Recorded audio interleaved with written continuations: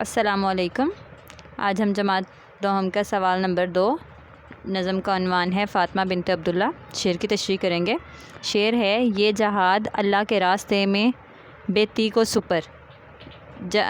جو فاطمہ بنت عبداللہ نے اللہ کے راستے میں جہاد کیا وہ بے تیغ و سپر کیا۔ بے تیغ کہتے ہیں تلوار کے بغیر، اور سپر ڈھال کے بغیر۔ نہ ان کے پاس تلوار تھی اور نہ ڈھال تھی، جو انہوں نے جہاد اللہ تعالیٰ کے راستے میں کیا ہے۔ جسارت، کوشش، آفرین، قابل تعریف۔ یہ جو انہوں نے کوشش کی جہاد کی اللہ کے راستے میں شہید ہونے کی، وہ قابل تعریف ہے۔ شوق شہادت کس قدر، اور اللہ کے راستے میں شہید ہونے کا شوق کس قدر زیادہ تھا۔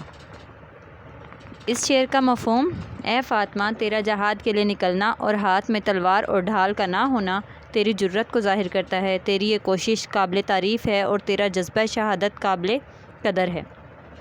تشریح کچھ اس طرح سے ہے: علامہ اقبال اس شعر کے پہلے مصرع میں کہتے ہیں کہ اے فاطمہ بنت عبداللہ، تیری جرأت کو کیسے خراج تحسین پیش کروں، تیری بہادری کو کن الفاظ میں بیان کروں کہ تو طرابلس کے میدان میں مجاہدوں کے درمیان موجود ہے، تیرے ہاتھ خالی ہیں تلوار اور ڈھال سے بے نیاز۔ یہ ننھی مجاہدہ اللہ کی راہ میں نکل پڑی ہے، اسے اپنے قوت بازو پر بھروسہ ہے۔ بھاری بھرکم مشق اٹھائے اس کی کمر دوہری ہو رہی ہے، لیکن اس کے جذبے کی داد دینا پڑتی ہے۔ بقول اقبال: کافر ہے تو شمشیر پہ کرتا ہے بھروسہ، مومن ہے تو بے تیغ بھی لڑتا ہے سپاہی۔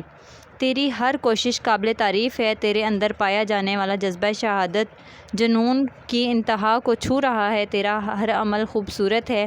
میدان جنگ میں افراد نہیں لڑتے بلکہ جذبے لڑتے ہیں۔ جنگی ساز و سامان کامیابی کی ضمانت نہیں ہوتا، بے سر و سامانی کے عالم میں لڑنے والے مجاہدین کو اللہ کامیابیاں عطا کرتا ہے۔